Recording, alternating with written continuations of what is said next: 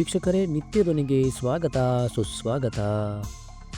ವೀಕ್ಷಕರೇ, ಈಗಿನ ದಿನಗಳಲ್ಲಿ ನಾವು ಮೊದಲಿನ ಥರ ಯಾವುದಾದರೂ ದಾಖಲೆಗಳು ಹಾಗೂ ಯಾವುದಾದ್ರೂ ಮಾಹಿತಿಗಳು ಬೇಕಾದರೆ ಸರಕಾರಿ ಅಧಿಕಾರಿಗಳ ಹತ್ತಿರ ಅಥವಾ ಸರಕಾರಿ ಕಚೇರಿಗಳಿಗೆ ಅಲೆಯಬೇಕಾಗಿಲ್ಲ. ಸರಕಾರಗಳು ನಮಗೆ ಅನುಕೂಲ ಆಗುವಂಥ ರೀತಿಯಲ್ಲಿ ಆನ್ಲೈನಲ್ಲೂ ಕೆಲವು ಸೇವೆಗಳನ್ನು ಒದಗಿಸುತ್ತಿದೆ. ಆ ಸೇವೆಗಳನ್ನು ನಾವು ಬಳಸಿಕೊಂಡು ನಮಗೆ ಬೇಕಾದ ಮಾಹಿತಿಗಳನ್ನು ನಾವು ಪಡೆದುಕೊಳ್ಳಬಹುದಾಗಿದೆ. ಹೌದು ವೀಕ್ಷಕರೇ, ಇವತ್ತಿನ ಈ ವಿಡಿಯೋದಲ್ಲಿ RTC ಹಾಗೂ ಪಾಣಿಗಳನ್ನು ನಾವು ನಮ್ಮ ಮೊಬೈಲ್ನಲ್ಲಿಯೇ ಹೇಗೆ ಪಡೆದುಕೊಳ್ಳುವುದು ಎಂದು ನೋಡೋಣ. ಈ ವಿಡಿಯೋವನ್ನು ಪೂರ್ತಿಯಾಗಿ ನೋಡಿ, ಹಾಗೆ ನಮ್ಮ ಚಾನಲ್ ಸಬ್ಸ್ಕ್ರೈಬ್ ಮಾಡಿಕೊಳ್ಳಿ, ಲೈಕ್ ಮಾಡಿ, ಕಮೆಂಟ್ ಮಾಡಿ ಹಾಗೂ ಶೇರ್ ಮಾಡಿ.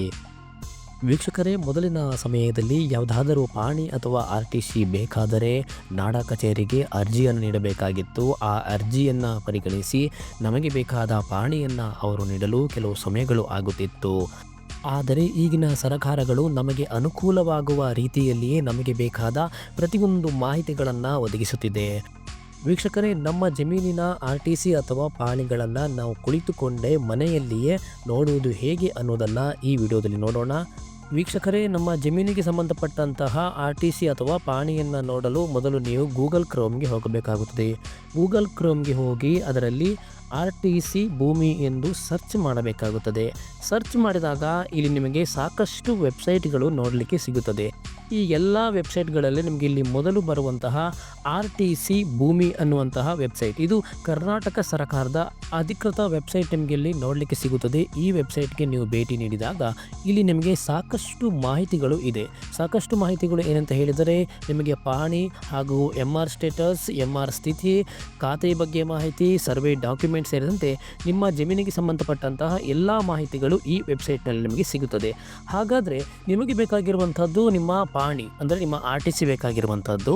ಮೊದಲು ನೀವಿಲ್ಲಿ ಕನ್ನಡವನ್ನು ಆಯ್ಕೆ ಮಾಡಿಕೊಳ್ಳಬಹುದು. ಇಲ್ಲಿ ಕನ್ನಡ ಆಪ್ಷನನ್ನು ಕೊಟ್ಟಿದ್ದಾರೆ. ಅದಾದ ನಂತರ ನಿಮಗೆ ಯಾವ ವರ್ಷದ ಪಹಣಿ ಬೇಕು, ನಿಮಗೆ ಯಾವ ವರ್ಷದ RTC ಬೇಕು ಅನ್ನುವಂಥದ್ದು, ಈ ವರ್ಷದ RTC ಬೇಕಾ ಇಲ್ಲ ಹಳೆಯ ವರ್ಷದ RTC ಬೇಕಾ ಅನ್ನೋದನ್ನು ನೀವು ಆಯ್ಕೆ ಮಾಡಿಕೊಳ್ಬೇಕಾಗುತ್ತೆ. ಅದಾದ ನಂತರ ನಿಮಗೆ ಇಲ್ಲಿ ಕೆಳಗೆ ಬಂದರೆ ಸರ್ವೆ ನಂಬರ್ ಆಯ್ಕೆ ಅಂತ ನಿಮಗೆ ಕಾಣಿಸ್ತದೆ.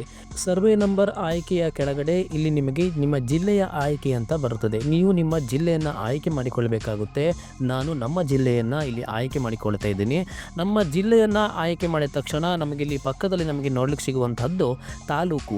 ನೀವು ನಿಮ್ಮ ತಾಲೂಕನ್ನು ಆಯ್ಕೆ ಮಾಡಬೇಕಾಗುತ್ತೆ. ನೀವು ಯಾವ ತಾಲೂಕಿನಲ್ಲಿ ಇದ್ದೀರಾ ಅನ್ನುವಂಥದ್ದು ಆ ತಾಲೂಕನ್ನು ಆಯ್ಕೆ ಮಾಡಬೇಕಾಗುತ್ತೆ. ಅದಾದ ನಂತರ ತಾಲೂಕಿನ ಹೋಬಳಿ, ನಿಮ್ಮ ಸರ್ವೆ ನಂಬರ್ ಯಾವ ಹೋಬಳಿ ವ್ಯಾಪ್ತಿಗೆ ಒಳಪಡುತ್ತದೆ ಅನ್ನುವಂಥದ್ದು, ಆ ಹೋಬಳಿಯನ್ನು ನೀವು ಇಲ್ಲಿ ಆಯ್ಕೆ ಮಾಡಬೇಕಾಗುತ್ತೆ. ಅದನ್ನು ಆಯ್ಕೆ ಮಾಡಿದ ನಂತರ ನಿಮ್ಮ ಗ್ರಾಮ ಯಾವುದು ಅನ್ನುವಂಥದ್ದು, ನಿಮಗೆ ಬೇಕಾದ ಪಹಣಿ ಅಥವಾ ಜಮೀನಿನ ಮಾಹಿತಿ ಅದು ಯಾವ ಗ್ರಾಮದಲ್ಲಿ ಇದೆ ಅನ್ನುವಂಥದ್ದು, ನೀವು ಆ ಗ್ರಾಮವನ್ನು ಆಯ್ಕೆ ಮಾಡಬೇಕಾಗುತ್ತದೆ. ಆ ಗ್ರಾಮವನ್ನು ಆಯ್ಕೆ ಮಾಡಿದ ನಂತರ ನಿಮಗೆ ಪಕ್ಕದಲ್ಲಿ ಕಾಣುವಂಥದ್ದು ಸರ್ವೆ ನಂಬರ್, ನೀವು ಸರ್ವೆ ನಂಬರನ್ನು ಹಾಕಬೇಕಾಗುತ್ತೆ. ಸರ್ವೆ ನಂಬರ್ ಹಾಕಿದ ತಕ್ಷಣ ನಿಮಗೆ ಇಲ್ಲಿ ಗೋ ಅಂತ ಕಾಣಿಸ್ತದೆ. ಈ ಗೋ ಅಂತ ಕಾಣಿಸುವುದರ ಮೇಲೆ ನೀವು ಕ್ಲಿಕ್ ಮಾಡಬೇಕಾಗುತ್ತದೆ. ಇದಾದ ನಂತರ ಇದರ ಕೆಳಗೆ ನಿಮಗೆ ಕಾಣಿಸುವಂಥದ್ದು ಸರ್ನಾಕ್ ಅಂತ, ಇಲ್ಲಿ ನೀವು ಕೆಲವು ಮಾಹಿತಿಗಳನ್ನು ಹಾಕಬೇಕಾಗುತ್ತೆ. ಏನಂತ ಹೇಳಿದ್ರೆ, ಇಲ್ಲಿ ಸ್ಟಾರ್ ಅಂತ ಬರುತ್ತೆ. ಆ ಸ್ಟಾರ್ ಮೇಲೆ ಕ್ಲಿಕ್ ಮಾಡಿ ಅದರ ಪಕ್ಕದಲ್ಲಿ ಹಿಸ್ಸಾ ನಂಬರ್ ಅಂತ ಇದೆ. ಈ ಹಿಸ್ಸಾ ನಂಬರ್ ಅಂತ ಹೇಳಿದರೆ ನಿಮ್ಮ ಸರ್ವೆ ನಂಬರ್ ಪಕ್ಕದಲ್ಲಿ ಉದಾಹರಣೆ 12/3, 15/3, 15/2 ಅಂತ ಇರ್ತದೆ. ಆ ಬಾರ್ ಪಕ್ಕದಲ್ಲಿ ಇರುತ್ತಲ್ಲ, ಆ ಸಂಖ್ಯೆಯನ್ನು ನೀವಿಲ್ಲಿ ಹಾಕಬೇಕಾಗುತ್ತೆ. ಅದಾದ ನಂತರ ನಿಮಗೆ ಯಾವ ಅವಧಿಯ RTC ಹಾಗೂ ಪಾಣಿ ಬೇಕು ಅನ್ನೋದನ್ನು ನೀವು ಆಯ್ಕೆ ಮಾಡಿಕೊಂಡು ನಂತರ ವಿವರಗಳ ಮೇಲೆ ನೀವು ಕ್ಲಿಕ್ ಮಾಡಿದಾಗ ನಿಮಗೆ ಈ ಜಮೀನಿಗೆ ಸಂಬಂಧಪಟ್ಟಂತಹ ಎಲ್ಲ ಮಾಹಿತಿಗಳು ನಿಮಗೆ ಕೆಳಗಡೆ ಕಾಣಲಿಕ್ಕೆ ಸಿಗುತ್ತದೆ. ಇಲ್ಲಿ ನಿಮಗೆ ಇಷ್ಟು ಮಾಹಿತಿ ಅಲ್ಲದೆ ನಿಮಗೆ ಬೇಕಾಗಿರುವಂಥ RTCಯನ್ನು ಪಡೆಯಬೇಕಾದರೆ ಇಲ್ಲಿ ವೀಕ್ಷಣೆ ಅಂತ ಬಂದಿದೆ. ಈ ವೀಕ್ಷಣೆ ಮೇಲೆ ಕ್ಲಿಕ್ ಮಾಡಿದಾಗ ಸಂಪೂರ್ಣವಾಗಿ ನಿಮಗೆ RTC ನಿಮಗೆ ನೋಡಲಿಕ್ಕೆ ಸಿಗುತ್ತದೆ. ಈ RTCಯನ್ನು ನೀವು ಸಂಪೂರ್ಣವಾಗಿ ನೋಡ್ಬೋದು ವೀಕ್ಷಕರೇ. ಹಾಗೆ ನಿಮಗೆ ಇದನ್ನು ಪ್ರಿಂಟ್ ತೆಗಿಬೇಕು ಅಂತ ಹೇಳಿದರೆ ಇದಕ್ಕೆ ಪ್ರಿಂಟನ್ನು ಕೂಡ ತೆಗೆಯುವಂಥ ಆಪ್ಷನ್ ಇದೆ. ನೀವು ಇಲ್ಲಿ ಪ್ರಿಂಟನ್ನು ತೆಗೆದುಕೊಂಡು ಡೌನ್ಲೋಡ್ ಮಾಡಿ ಇಟ್ಕೊಳ್ಬಹುದು.